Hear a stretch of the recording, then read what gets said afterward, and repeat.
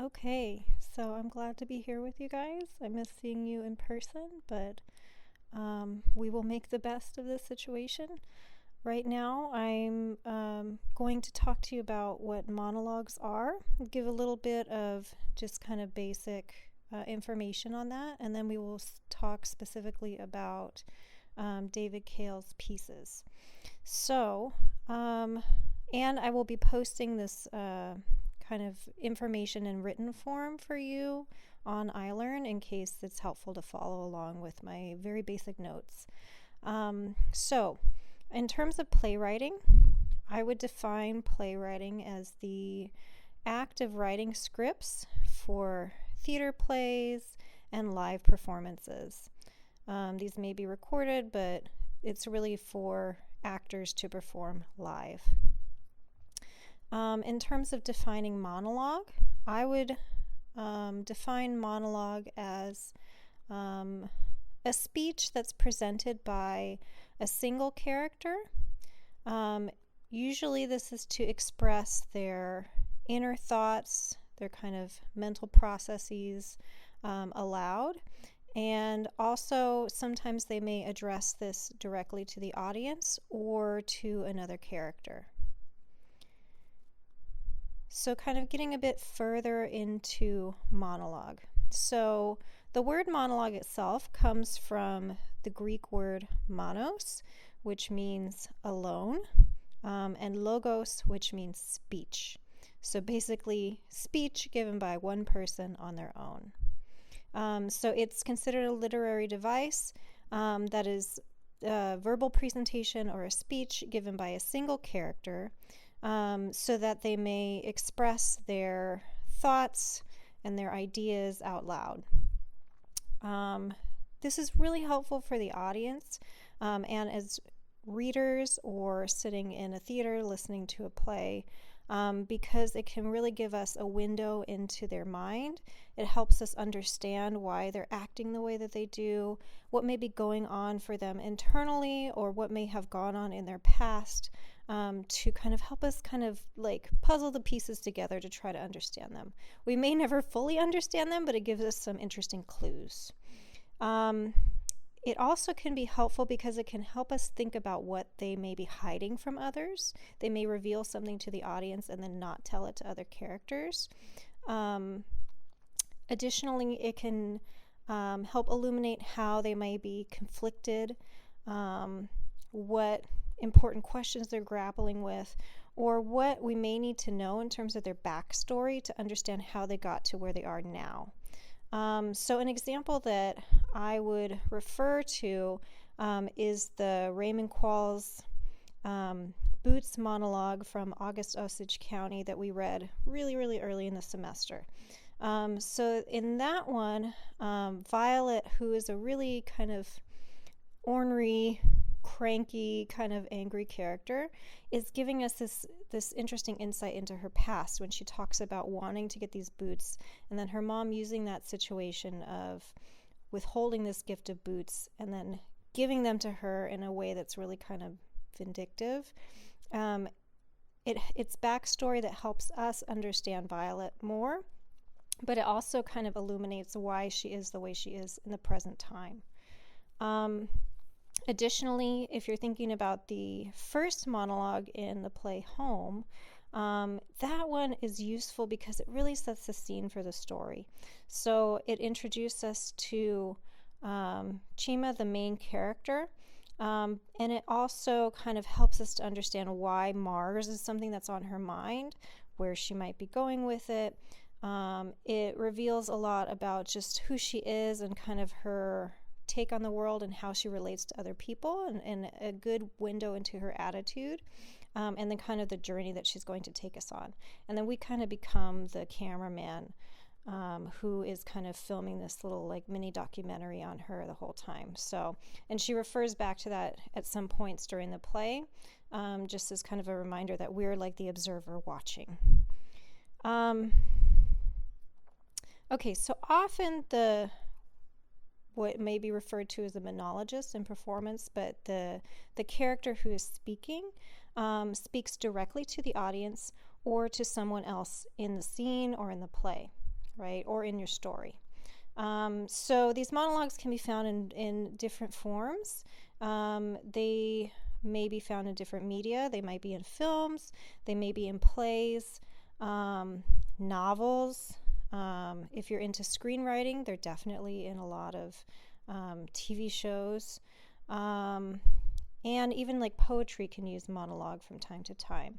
So again, it gives us insight into the imagination of the speaker, and also interestingly, like into the imagination of us as a writer, right? So what is it that we're trying to convey to the audience? We can use the monologue as a kind of nice extended period of time to really tell that to them, to the reader. And so it's a source through which the writer really expresses their emotions and thoughts through their character to the audience. So there are several types of monologue. So one would be soliloquy. So this is something that Shakespeare often used. If you think about Hamlet, where he's talking about to be or not to be, right? He's trying to decide his fate. I think of soliloquies as a way, as a character who's trying to really work through some ethical dilemma. They've got some big question on their mind, a worry, an issue, or some memory that has come back to them. And they're talking basically to themselves, right? So this is a speech that the character gives to themselves, as if nobody else is listening. They don't know anybody's hearing them, right? So they're voicing their inner thoughts. We're kind of like peeking in and capturing this character talking to themselves, right? Sometimes, like in plays, you'll have another character hiding out and hearing them, but I think it's really effective if they're just kind of dealing with this stuff and they're talking out loud. They may even talk like kind of at length to themselves sitting in front of a mirror. Maybe they're writing a letter to someone and they're reading this.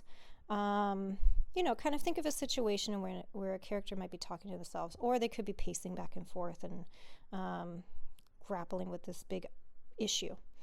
Another form is interior monologue. So with interior monologue, it's where the character is kind of taking their inner thoughts and discussing them externally so that the audience can really kind of feel what they're feeling and experience what they're experiencing.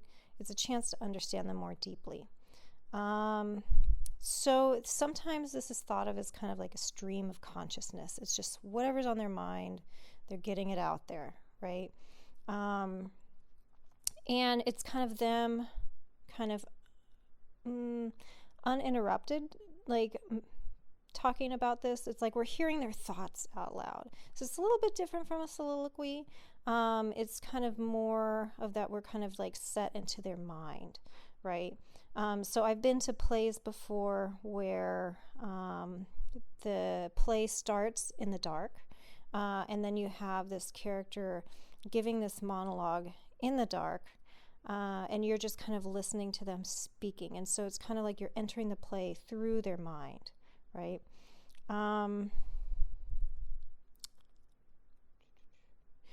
And so if you're reading this, say, in like a novel, it could be where the block of text is kind of italicized, and we know that this is a character thinking something to themselves, right?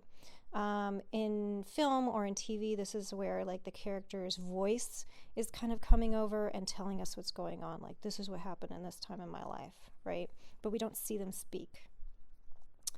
And then finally, there's dramatic monologue. So with dramatic monologue, this is where the character's really talking at length, either directly to the audience, so they like know that we're there and they turn and talk to us, or they're speaking to another character and they're kind of explaining themselves. So like the August Osage County, she's talking to her daughters. So there she's addressing this dramatic monologue to them, right? Now this can be something that's humorous. It can be really dramatic. It could be both. I think like keeping that tension up is important. It can reveal like some instance of pain. It can reveal confusion.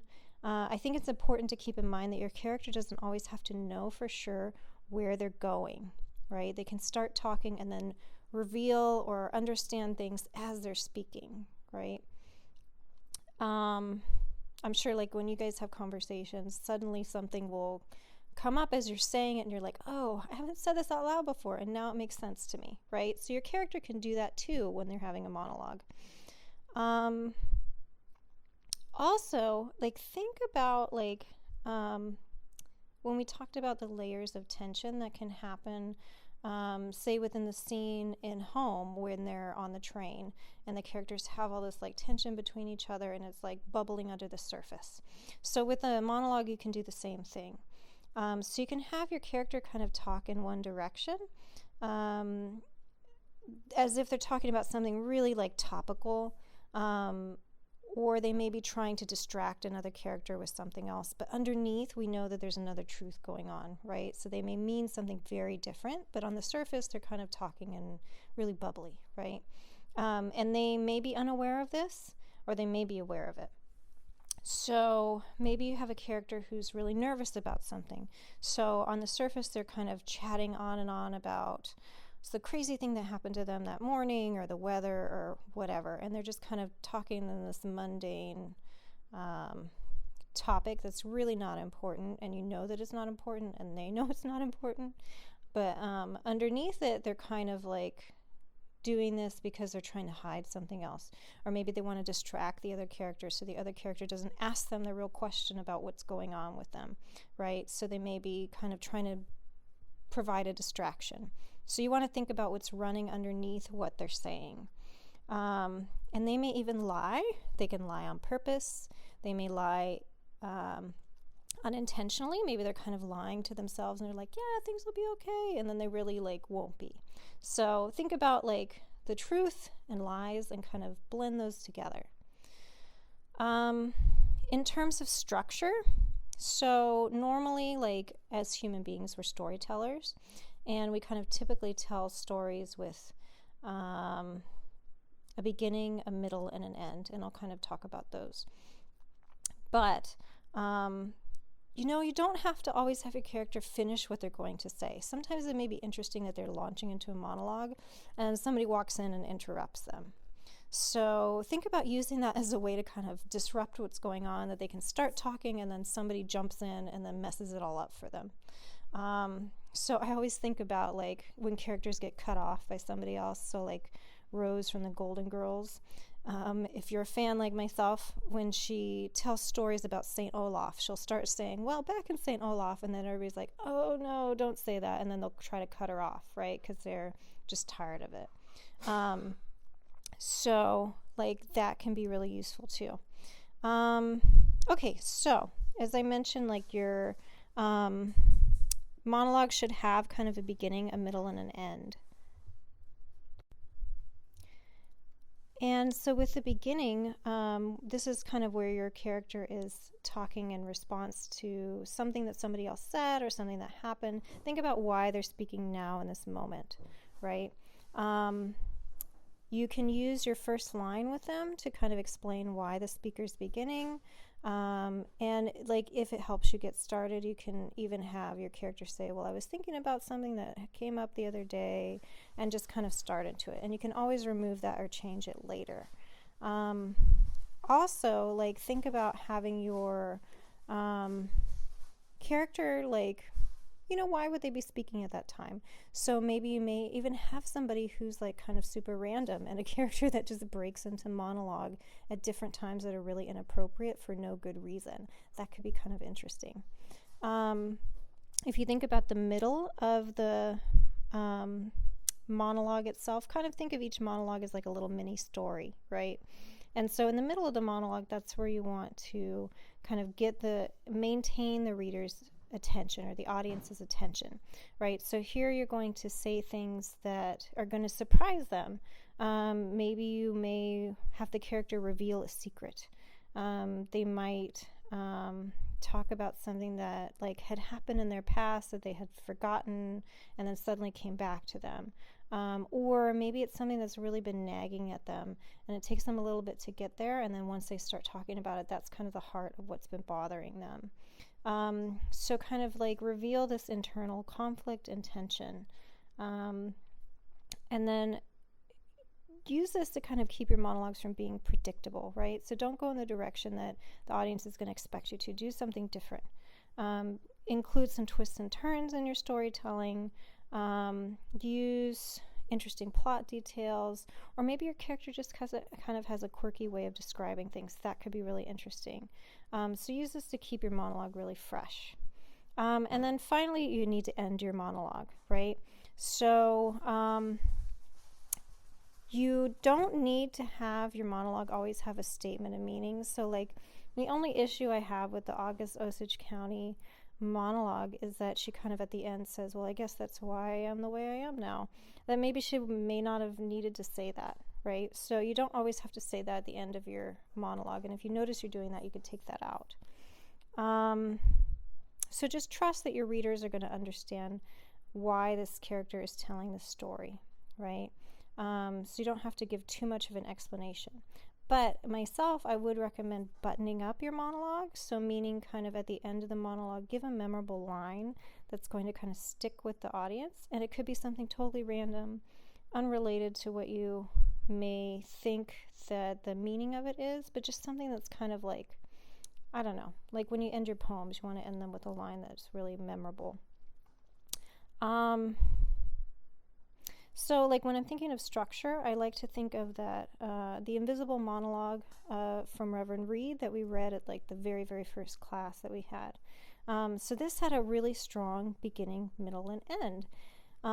So he talks about like this idea of invisibility, and then in the middle he gives several examples of when that has happened, and then at the end it's interesting because he circles back, right, talking again about this idea of invisibility.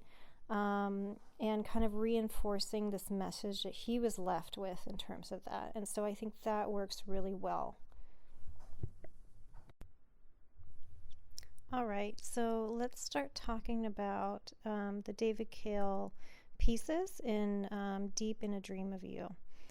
So as you're reading the introduction to this, I really like that it mentioned that he's kind of taking us on a journey through a waking dream, right? Where he's exploring memory and desire. And we'll talk about some of the symbolism that he uses to do this. And in the introduction, it said that these memories are the spiritual equivalent of stored body fat, clutched inside like interior woolen armor against the encroaching night chill. Love that line. Okay, so I'm going to actually talk about these a little bit out of order. So let's talk about the dolphins first. I love this because it's kind of this fantasy, right? Where it starts out kind of semi-realistically, and then it continues to take these really surreal turns until it gets to the end when you're like, what was going on here the whole time? And I think that surreality of it helps kind of reveal this character's inner desires, and how she uses this fantasy and maybe what's real, what's not real, as a way to kind of end up exploring herself and developing her own inner strength, maybe not wanting somebody to rescue her, but finding a way to do that for herself, and maybe kind of falling in love with herself as well. So the opening of this is so fun because he is saying, as this woman, right, who's in her 60s, this is my deck chair, here is the sand, you're my Mediterranean. And then goes on to say, I've never met a soul who didn't love the ocean, the sea. There's nothing so effective as the sight of waves for the releasing of those subtle tensions, right?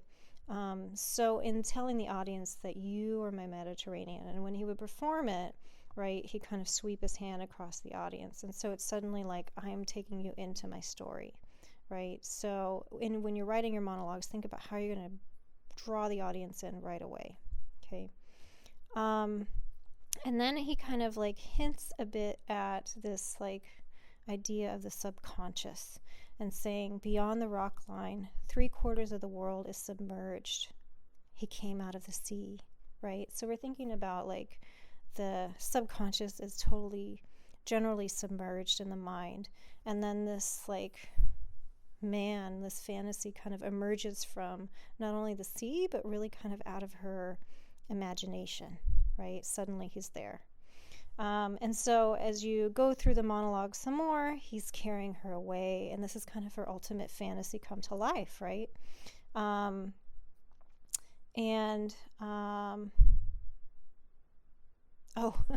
Also this line where she says, well, him as her as this character, saying, then this voice began nagging in my head when this man who emerged from the sea is carrying her off to have this tryst. You look ridiculous being carried. You've got legs. You can move about yourself. And I think that's kind of like this fun grounding of this character. And then they go off and they have this like tryst, right, on a bed of orchids. And throughout the story, he's kind of including these really vivid details and vivid concrete moments that you can kind of imagine this, right? Taking it from fantasy to like, oh, this could like, I can picture the scene in my mind. So in the line where it says, my back is wet with orchid blood, stains that will never come out, right? You can imagine these flowers being crushed, right? And the stains, are they on her memory or are they on like herself, her physical body? So then they go on to have this kind of fantasy relationship, right? And she kind of imagines connecting with this person and saying that tangled together we drift into a half sleep, unsure of what was a dream and what was actually happening. So it's this like fun escape for her. But then suddenly she starts to get anxiety about it, right? So I think that's interesting because this character is kind of taking us on this journey through her mind that like, yeah, this is great and amazing at first. And then I started to have all these like worries suddenly come up. So she began to get really self-conscious and kind of saying, well, that she would prepare for this and she would wait for him to come and paint her nails and just worry that if he was going to want her or not. And that kind of is something that as the audience we can all, I'm sure, very like easily connect to. And then on their kind of last like encounter, she says he comes out of the sea and then instead of just carrying her off like he normally would, he stops, right? And he looks into her face. He kind of gets down and looks at her and says, it's so strange that you can see the water reflected in your eyes.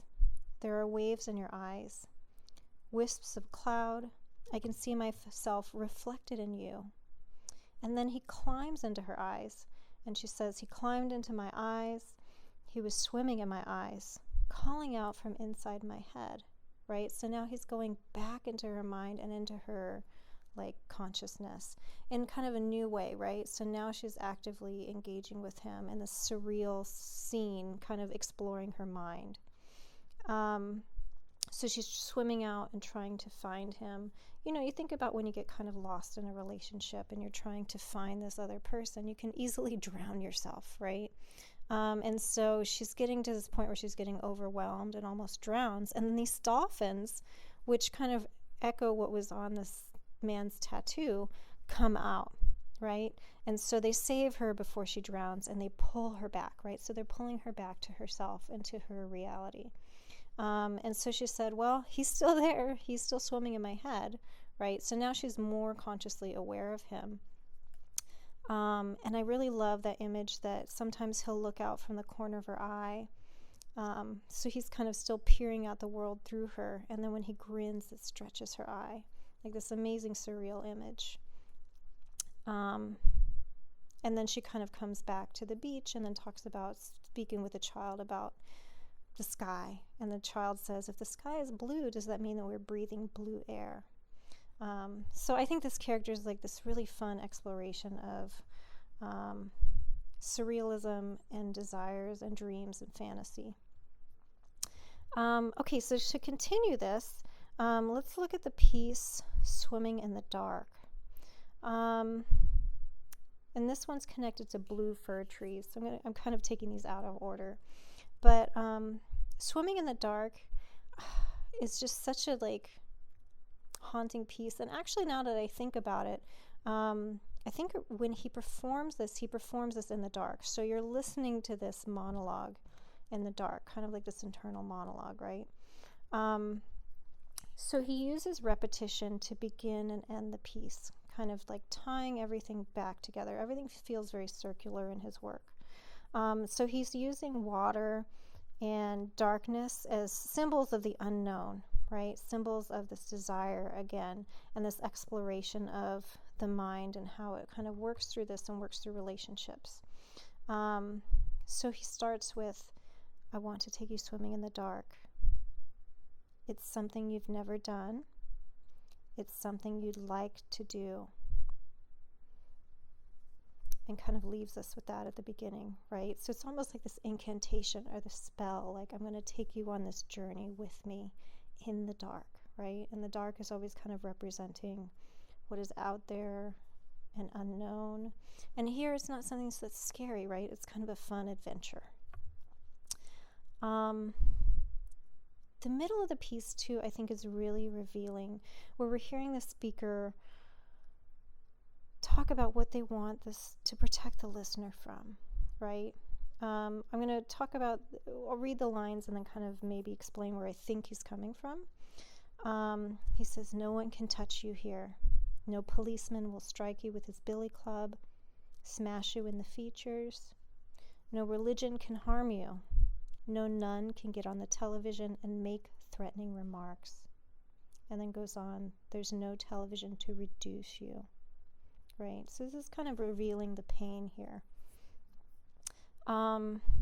So David Cale is part of the LGBTQ community. And so, especially the time when he was performing, like AIDS, had ravaged the community. And so he's dealing with this, like, pain of that. And then also of this, like, fierce kind of persecution from society, right? So in the U.S., you know that there have been many public religious campaigns against the LGBTQ community, in like decades past. If people congregated in like gay clubs, they would be raided and people would be arrested, right? In the UK, it was actually even worse, right? It was criminal. It was legally criminal to be gay.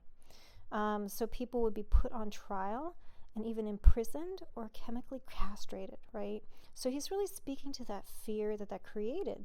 People couldn't be out because if they were, they would be thrown in prison. And so this like pain is something that he's really grappling with. And this character is wanting to kind of give the person a release, right? A way to go out and swim, not to think about these fears and to say you're going to be protected and safe, right? So you can use your pieces as a way to kind of create safety that may not be out there, right? So maybe even thinking about the situation that's going on for all of us right now. How can we use our writing to create this kind of other place where everything is safe and we're all protected?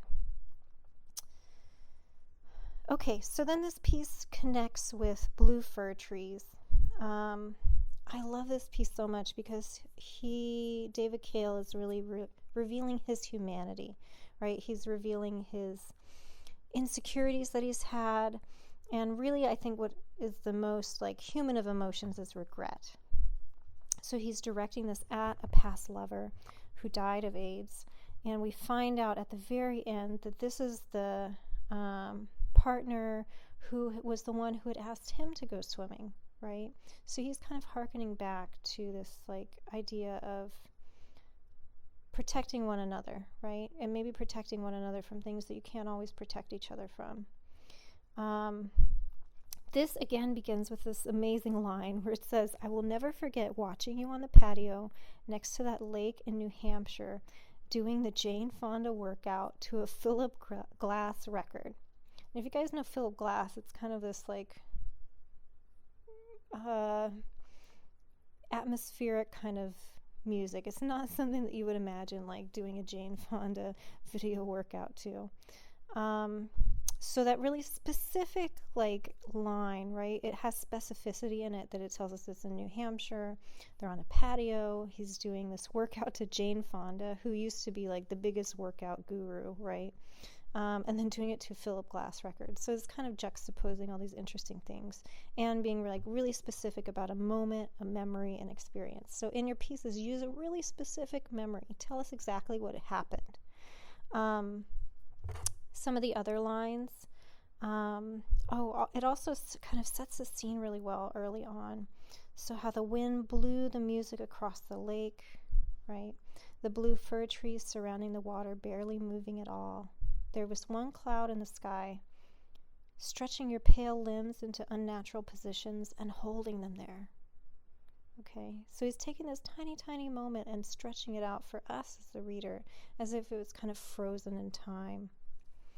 Then suddenly he talks about death. So now we kind of know it's like this foreboding that something is going to happen. This is not going to stay this beautiful moment in time. He says then,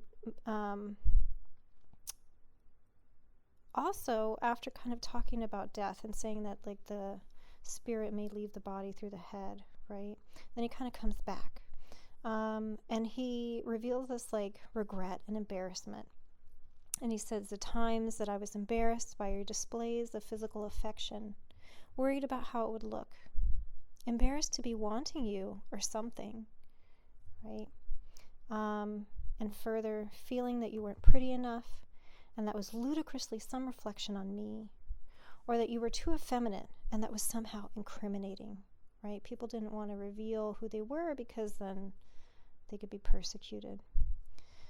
And then in the piece, like in the middle of the monologue, he's giving, again, some examples of moments, really taking us through what he was thinking and feeling. And it's really kind of about himself and how he processed the relationship. So he's dealing with himself and dealing with this memory of the other person. I will never forget flying in that plane over Boston in the middle of the night with a black coffee in one hand, trying to figure out how I could feel something so strongly and then stop feeling it altogether, and considering that it was gone for good, right? Now, there's also some other moments of self-realization and regret, where he says, I didn't realize I had such a vicious streak till you were kind to me. I think this is such a powerful line because sometimes we don't realize like how strong our personalities can be, or how maybe mean we can be until somebody shows us that contrast, right? Or like how nice we are and how mean somebody else is. Like seeing them do something that's so opposite of ourselves can heighten that in us, right? So this partner that he had was so sweet and kind, and then he realizes, oh, I was really a lot more cruel than I had thought originally. And he gives more details about this person. I'll never forget how one of your teeth was blue. I will never forget one day realizing I knew nothing about you, right? Have you ever been in a friendship or a relationship with somebody and then suddenly realize you were not the person I thought you were, right? This is so different. Or maybe I think I know you, but I really know very little about you. And then he gets into his partner's illness. And he says, I will never forget not being able to leave that room because I knew I wouldn't see you again. And imagine kind of like saying goodbye, knowing it was going to be goodbye forever. And then he goes back to this memory, right? This like kind of good moment. And you know, if you think about Truman Capote's profile of Marilyn Monroe, he kind of goes back to this beautiful image. So I think he does this here too, David Cale is. But I'll never forget when you finished doing that exercise all those years ago, how the music still kept playing, but you came up behind me, touched my neck oh so gently with your lips, standing there miles from anyone, the blue fir trees still, the water quiet. And then he repeats his line about swimming in the dark, how I want to take you swimming in the dark. So the repetition kind of helps tie everything again together. Okay, finally, let's talk about the piece Remember. And this is something that I'm going to have you kind of use as a model for yourself. I'm going to take a drink of water here. Okay. So in Remember, he's writing this to his brother. And in this writing this to his brother, he's trying to remind his brother of the person that he could be or that he used to be. His brother's dealing with a lot of like depression and anxiety, and he's kind of trying to wake him up and be like, hey, look, Like, things can be different. They have been different, right? Trying to inspire him, I think, to kind of tackle this, which is obviously a big struggle, right, for so many of us. But he's kind of like, as a brother in a relationship with him, trying to figure out like how you want somebody to be well, right, so badly. So he uses remember again and again as kind of the structure for the piece. So to his brother, he says, remember when you used to wake up in the morning and spring out of bed without a care in the world, without a care in your head? Remember, right? And he's going to use this repetition again in the piece. Remember how you'd like to tell people you were neurotic, even though you didn't really know what neurotic meant, but it sounded mature and sophisticated. It was something that you should want to be more sophisticated than cigarettes, right? So he's taking us back to when they were younger, and then kind of like revealing something about this character that he's talking to. He also gives some other revealing details. Remember, in the middle of your piece, you want to reveal stuff. That he doesn't want him to be dragged down by the family or to have to go down the same road that they went. So he's kind of hinting here that like there's a lot of issues within the family, maybe substance abuse, maybe other like emotional abuse. We don't know, right? So he repeats several times, hang up if your father calls you. Hang up if your father calls you, right? So he's trying to warn him, don't get drugged into this because it's going to take you down. He also says, remember, get out of the house. Don't sit still for so long, right? He's trying to save him through this monologue. We're not always successful, right? But he's kind of like expressing that need or want to save the other person. And then at the end, he repeats, remember when you used to wake up in the morning and spring out of bed without a care in the world, without a care in your head? Remember? Right? So this is going to lead into our exercise. So what I want you to do, and if you'll see in my instructions on iLearn, is to pick a song, something that has some really deep evocative memory for you. Okay, so maybe something that you've attached to a memory for yourself or with another person, right? We always hear songs and they remind us of someone. So I want you to pick that song, and then I want you to put in your headphones and listen to it and put it on repeat, okay? So just have it kind of continually flow for you as you're writing. And give yourself like about 10 minutes. For me, when I'm doing my own writing independently, I'll just put on a timer. That's totally all right to do. And if you write past that, that's great. But at least give yourself the 10 minutes. And if you kind of start writing and stop, force yourself to keep going. If you're not sure where to go, just move the pen, write some words, and something will come out. It's probably more will come from it, okay? So in this writing exercise, I want you to select the song that represents a deep memory for you and think about first, before you write, why you picked it. Okay, what is it reminding you of?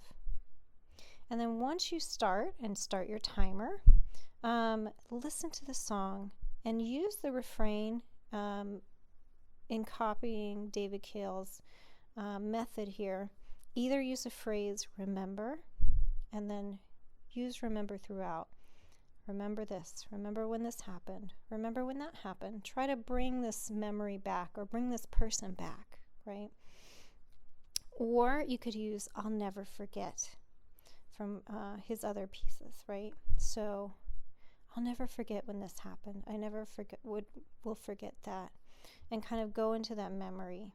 So write a monologue. Use monologue as your form, inspired by this memory. And it could be directed at yourself, just kind of reminding yourself of what had happened, or you could be telling this monologue to somebody else. Okay? So thank you all. I hope that this is productive, and I will speak with you all soon. Thank you.